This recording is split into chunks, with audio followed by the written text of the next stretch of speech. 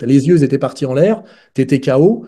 Même si tu te relèves au bout de 12 secondes, tu as perdu. Voilà, tu vois, c'est ça l'idée. Il n'y a pas de plan B au chaos. C'est pour ça que le premier coup, c'est quand même. Enfin, le truc, c'est quand même d'avoir la patate avec les points. Tu vois.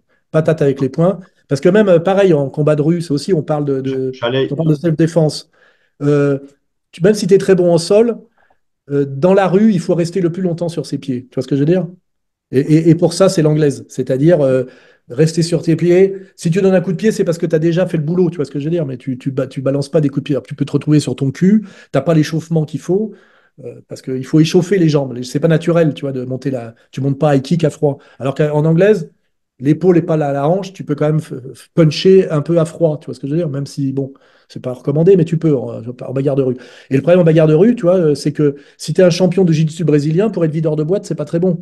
Tu vas pas te retrouver par terre entre deux bagnoles à essayer de passer un étranglement à un mec, surtout s'il a trois potes, tu vois, tu vois, qui sont en train de te shooter la gueule. Tout ça, c'est des choses que j'ai vues, hein, des bagarres. Hein. Un mec, il est en train de soumettre un mec au sol parce qu'il est judoka, et l'autre, il dit, je vais pas te dire qui c'est parce que je vais pas être impliqué, hein, fais quelque chose, et puis l'autre, il arrive, il fait le footballeur, il shoot la gueule du judoka qui est en train de terminer le mec en montée au sol avec l'autre, tu vois. Et ben, il se fait shooter la gueule, et puis il est KO, tu vois, parce qu'il y a le deuxième mec qui intervient. C'est-à-dire qu'en bagarre de rue, je souhaite à personne tout ça, rester sur ses appuis et debout le plus longtemps possible, avoir une bonne anglaise, tu vois, c'est quand même le maître mot, parce que le sol, le sol dans la rue, c'est quoi? C'est le trottoir, le caniveau entre deux bagnoles. Hein. Les bagarres de chiffonnier, ça finit entre deux bagnoles. Tu vois et des fois, tu es sous la bagnole à moitié. Hein. Tu vois ce que je veux dire? Et là, tu vois, c'est très abstrait. Tu vois, c'est comme les mecs qui me disent, ouais, en boxe française, on boxe avec des chaussures, c'est pas pieds nus, machin. Je dis, quand est-ce que tu es pieds nus dans la vie, à part dans ta salle de bain, connard? Tu vois ce que je veux dire? C'est très bien d'avoir des chaussures. Tu peux donner des pointus. Tu vois, moi, j'ai connu des mecs à l'époque du karaté, ils avaient des nunchakus dans le blouson. Va te bagarrer dans la rue aujourd'hui qu'il y a nunchaku, tu vois. Le trois quarts du temps, c'est toi qui te le mets dans la gueule, le nunchaku. Les mecs, ils ont des bleus énormes dans les bras parce que, tu vois, ils finissent par se le prendre eux-mêmes, tu vois. Et puis surtout, je connaissais les mecs, ils enlevaient leur godasse pour se battre, tu sais, genre, ils avaient vu Bruce Lee pour être pieds nus. Je veux dire, tu vois, tout ça, c'est des trucs que j'ai vécu puisque j'ai commencé à bouger à partir de 74, tu vois, quand tu es jeune. En plus, à Grenoble, c'était très violent. C'était une ville très violente. Il y avait le quartier Saint-Laurent, les Gitans, la cité Paul Mistral. Devant la patinoire le samedi, je te garantis que tu regardes, tu voyais, tu sais, tu regardes les bastons de fête foraine, etc. Tu vois quand même les mecs efficaces qui font pas grand-chose, les frimeurs qui se retrouvent sur leur cul, tu vois, des trucs comme ça. Et, euh, la hiérarchie, c'est ça, tu vois. Rester le plus possible sur ses appuis et être efficace en frappe. Et surtout, quand tu fais beaucoup de mises de gants, tu flippes au niveau du, comment dirais-je, du cardio. T'as pas le cardio qui monte très haut parce que ça va fighter. Et puis quand tu prends un coup, tu te mets pas. Moi, j'ai vu les karatékas à l'époque, je faisais des mises de gants avec des karatékas. Dès qu'ils étaient touchés, il y avait, tu vois, ils cherchaient leur mère parce qu'en fait, tu as vu, c'était tout virtuel. Et en fait, dès que tu es touché, ça change tout, tu sais. Et en anglais, tu as l'habitude de prendre des coups, tu dis, ouais, bon, tu vois, c'est comme si tu étais dans ton tank. Et puis tu dis, bon, bah là, j'ai pris un coup, mais bon, ça va, quoi, tu vois. Même des fois, ça saigne un peu, mais tu vois que c'est l'arcade. Bon, tu vois ce que je veux dire? Tu as l'habitude de rester avec un cardio assez stable, malgré le bruit et les chocs. Or, un mec qui n'a pas l'habitude de tout ça, il prend même une claque, tu vois, d'un seul coup, tu vois, il a l'impression que le mec fait 2 mètres de haut. Tu sais, c'est-à-dire que tu n'évalues plus la réalité du temps et de la distance. Quand tu as la trouille, tu crois toujours que tu es face à Mike Tyson et que le mec est hyper rapide. Et tu crois souvent que tu n'as pas le temps, alors que tu as tout ton temps en réalité quand tu regardes le ralenti. Tu sais, tu regardes la vidéo, tu dis j'avais largement le temps de lui mettre une droite, tu vois. J'avais largement le temps d'enchaîner un coup de pied dans les couilles. Tu vois, en fait, c'est assez lent souvent les bagarres, c'est pourri, tu vois. Mais en fait, tu surévalues tout. Tu surévalues tout. Et en fait, ce qui te permet d'évaluer correctement, c'est la pratique. Il y a pas d'échappatoire. C'est pour ça que le mytho-jutsu, c'est là où c'est mensonger, c'est qu'il n'y a pas d'échappatoire à la réalité. Pour savoir ce que tu encaisses, il faut que tu en prennes.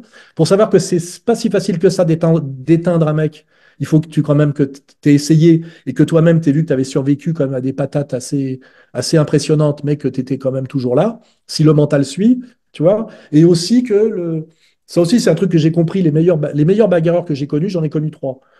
C'est des mecs, c'est des terreurs absolues. Ils n'ont jamais fait de sport de combat. Alors, il y en a un était légionnaire, l'autre c'était un Espagnol, et le troisième c'était un videur de boîte. Hein. Je ne vais pas dire leur nom, si, Tristan, Ravière et Lolo, tu vois. C'est des mecs, face à eux, tu fermes ta gueule.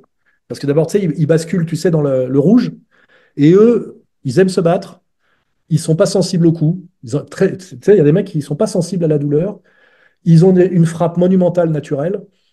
Et ils sont dans leur univers naturel de la violence, c'est-à-dire que leur cardio, ne, tu vois, ils sont à 60 et puis ils montent à 65. Toi, tu passes de 60 à 120, tu vois ce que je veux dire, tu vois? C'est ce qu'on appelle le sang-froid. Tu sais, les gens ne comprennent pas souvent ça veut dire le sang-froid. Les grands bagarreurs naturels, c'est des mecs qui ont un énorme sang-froid. C'est-à-dire que ils sont dans la bagarre comme toi t'es quand tu es à table en train de bouffer, tu vois ce que je veux dire? C'est le cardio et donc ils ont une vision lucide de la réalité de ce qui se passe très supérieure à la tienne, tu vois, qui est en semi-panique, tu vois. Et c'est ça que tu peux pas apprendre au mytho-jitsu, tu vois. Voilà. Et c'est pour ça que moi, j'ai connu des bagarreurs incroyables, par exemple des gitans et des physiques de merde. Mais pourquoi c'est des super bagarreurs? Parce que dès l'âge de 5 ans, dans les fêtes foraines, puisqu'ils sont forains, ils voient leurs frères et leurs cousins se battre. Et ils sont dans les bagarres, tu sais, en demi-spectateur. Ils mettent un petit coup de pied, tu vois, j'ai connu tout ça, tu vois. Et du coup, ils sont dans le bain naturellement et on les amène progressivement à des bastons qui sont des bastons pourris, comme toutes les vrais bastons, tu sais. C'est toujours un peu pourri. C'est pas, c'est un peu n'importe quoi, mais ils sont dans leur élément. Alors que toi, t'es pas dans ton élément, tu vois, si t'as pas un parcours de bastonneur.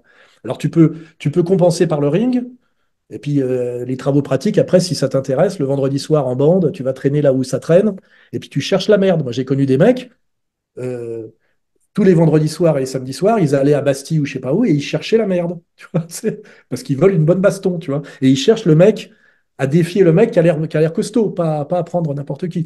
Et ça, c'est des mecs, c'est très rare, faut pas se vanter. Des mecs qui n'ont pas peur des bagarres, qui prennent bien les coups, qui adorent se battre, etc. Ça existe que dans les films américains, hein. Tu sais, les mecs qui rigolent. Déjà, ça coûte cher. Moi, les bagarres, j'en ai pas eu 36. J'ai toujours essayé de les éviter. J'en ai gagné quelques-unes. Parce que t'as les réflexes qui sortent. Tu sais, ça aussi, c'est important. Quand tu as fait beaucoup de sports de combat, de mise de gants, etc., tu fais des bagarres dans un bistrot et les gens t'ont dit, ah, t'as fait ça et ça. Moi, j'ai même pas vu. Tu vois, quand par exemple, j'ai tapé Conversano, la deuxième fois, là, il lève les mains, je lui mets un fouetté médian pour lui faire baisser la garde. Et je m'étais dit, Alain, si jamais ça se passe mal, ne donne pas de coup de pied parce qu'il est 9 h du matin, t'es mal réveillé, ça glisse par terre et t'as des godasses de merde. Je dis, ne fais pas le con, ne donne pas de coup de pied. Et d'instinct, quand même, j'ai mis un pointu pour faire baisser les bras, tu vois. Et j'ai pas vu que je l'avais fait. Je m'en suis rendu compte après. C'est sorti tout seul, tu vois. Et en fait, le truc de la bagarre, c'est qu'il faut pas que tu réfléchisses.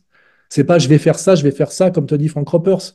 Ça doit sortir en automatique. Et pour que ça sorte en automatique, il faut que tu en aies bouffé, bouffé, bouffé, bouffé à la salle et aussi en mise de gants et même voir en réelle bagarre parce que le stress n'est pas le même, tu vois.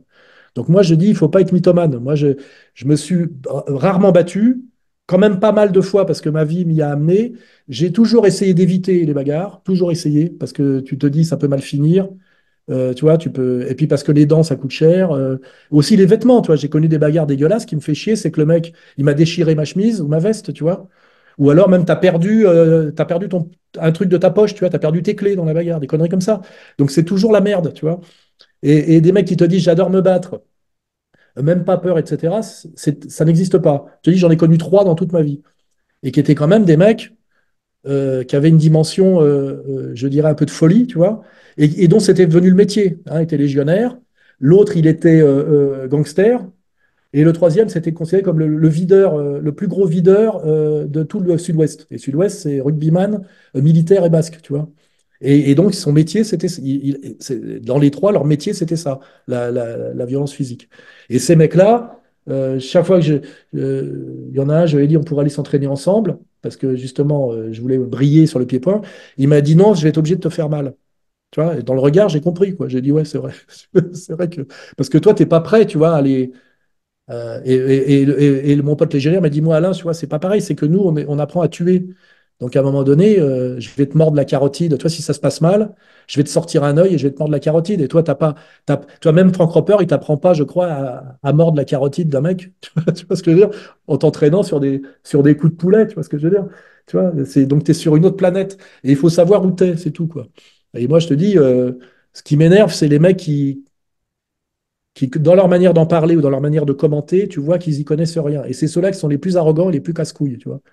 Moi, je te dis, je suis un petit boxeur de salle qui n'était pas mauvais, tu vois. Et je comprends bien ce monde, comme je comprends bien la sociologie, la politique, la mode, tu vois. Je me suis intéressé à plein de domaines. Et quand on me demande d'en parler, J'en parle parce que j'en parle jamais, sinon, tu vois. Et que c'est quand même 40 ans de ma vie, 3 fois par semaine, tu vois arriver à la salle, se mettre en tenue et faire tout le rituel d'échauffement, etc. Tu vois, c'est-à-dire que j'ai cotisé pour avoir le droit d'en parler, tu vois. Tu vois, voilà, c'est tout.